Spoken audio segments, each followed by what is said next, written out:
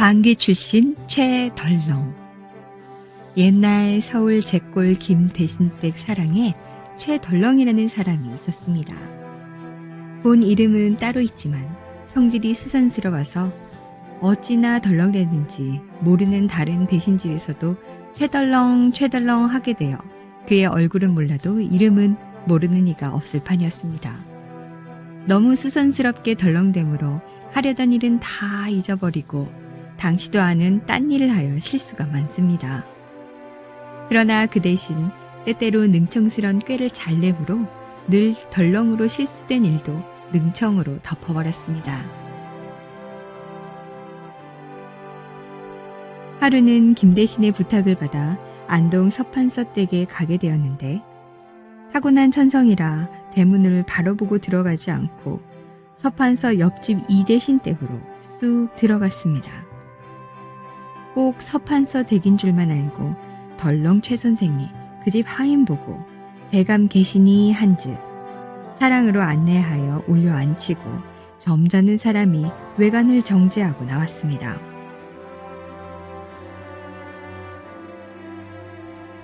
나는 제골 김대신 댁에서 온 사람이올시다. 주인 대감을 좀 배우려고. 네, 이 사람은 이댁 이대신 댁에 있는 권녀구라는 사람이올시다. 배우기가 늦었습니다. 대감께서는 지금 잠깐 안에 계십니다.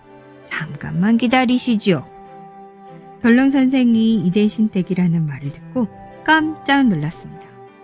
이것 큰일 났구나 하고 그제야 후회하였으나 별 수 없이 큰 변을 당하게 되었습니다. 이만저만한 사람도 아니고 이 대신을 만나자고 해놓았으니 고면이 희롱한 것처럼 되어 당장에 큰 탈이 내릴 것을 걱정할 일이었습니다. 그러나 그렇다고 그냥 뛰어 달아날 수도 없고 모르고 그랬다 할 수도 없고 입맛도 다실 수도 없고 머리도 긁을 수 없고 앉은 채 앉아서 속으로만 쩔쩔매다가 엉큼한 꾀를 내어가지고 능청스럽게 아니 기다리기까지 할 필요는 없는 일입니다. 형장을 보았으니까 대감께까지 말씀드릴 것 없이 형장께 말씀드리지요.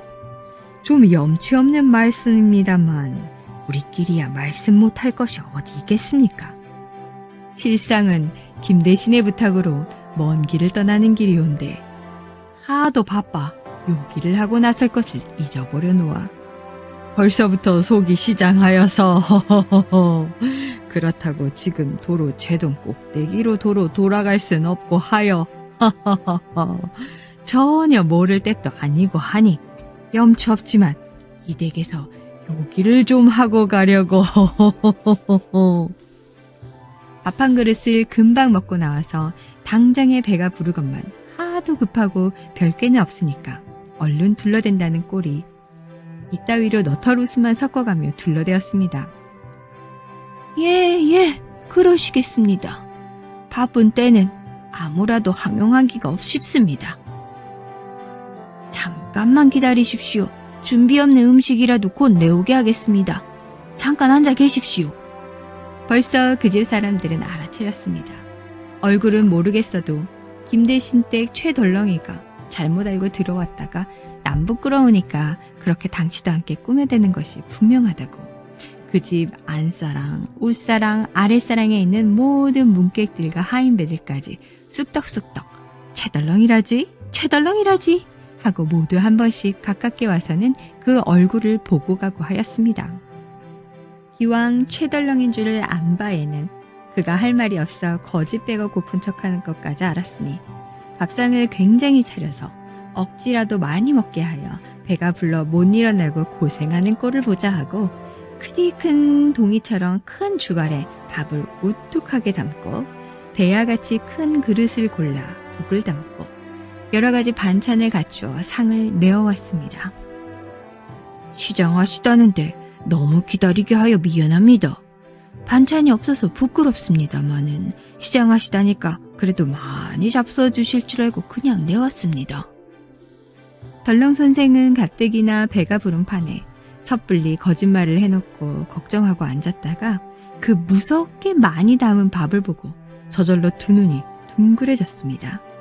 그러나 자기 입으로 시장하다고 정해놓은 것을 안 먹을 수도 없었습니다. 먼저 국국물을 몇 번 떠먹고 상같이 담긴 밥을 억지로 5숟가락을 떠먹으니 숟가락이 저절로 손에서 떨어질 것 같고 죽어도 못 먹겠습니다. 그러나 어서 잡수시지요. 국이 식었으니까 다시 떠내오지요. 하고 곧 더운 국을 또 내오고 하면서 성화같이 권고하는 통에 새국을 또 먹고 쉬엄쉬엄 밥 한 숟가락에 숨을 한 번씩 쉬면서 반 그릇이나 먹었습니다. 그래놓니 이제는 일어나려고 해도 일어날 수도 없게 되었습니다. 아이고, 이제는 더 못 먹겠습니다. 그러지 마시고 숭늉에 말아서 조금 더 잡수시지요. 시장하신 때야 그것 한 그릇이야 못다 잡수겠습니까? 국은 식성에 즐기시지 않는 모양이니 다른 반찬을 더 내오지요. 하고 그 집 사람들은 억지로 밥을 말아주면서 일변 국그릇을 들여보내고 고기를 구운 것을 내왔습니다.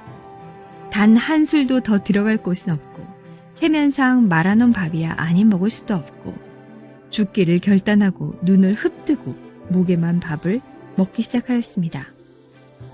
그러나 반쯤 먹었을 때 벌써 목구멍에까지 가득 차서 자칫하면 도로 기어나올 지경이었습니다. 아이고 이제는 죽어도 못 먹겠습니다. 하는 소리가 체면불고하고 저절로 나왔습니다. 그러니까 더 권고하지는 아니하나 모든 사람들이 자기 얼굴을 보면서 픽픽 웃습니다.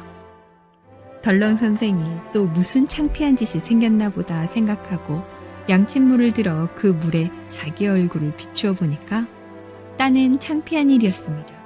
자기 코 위에 하얀 바풀이 2개나 붙어 있는 것을 이때까지 모르고 점잔을 빼고 있었으니 누군들 웃지 않았겠습니까? 그러나 이제 와서 얼른 떼기도 부끄러운 일이라 배포 유하게 그냥 모른 채 하고 앉아서 상을 물려낸 후에 천천히 저 한 가지 더 정할 것이 있는데 종이와 벼루를 좀 가져다 주시겠습니까? 하였습니다.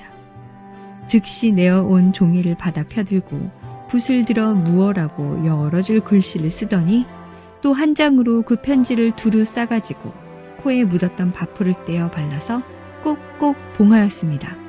그러고는 여러 사람을 보고 하는 말이 아까 여러분이 웃으신 것은 내 코에 바풀이 붙은 것을 보고 웃으신 모양이지만 실상은 이 편지 겉봉을 붙이려고 미리 제 코에 붙여두었던 것입니다. 그렇게 알아두십시오. 하도 엄청난 수작에 이 대신집 문객들은 코가 먹먹하였습니다. 자, 후에 환대히 감사히 받고 갑니다. 여러분, 편안히 계십시오. 인사를 마치고 간신히 기둥을 붙잡고 일어나기는 났으나 억지로 힘들여 일어나는 통에 구린내 나는 소리가 거침없이 뿡 하고 나왔습니다.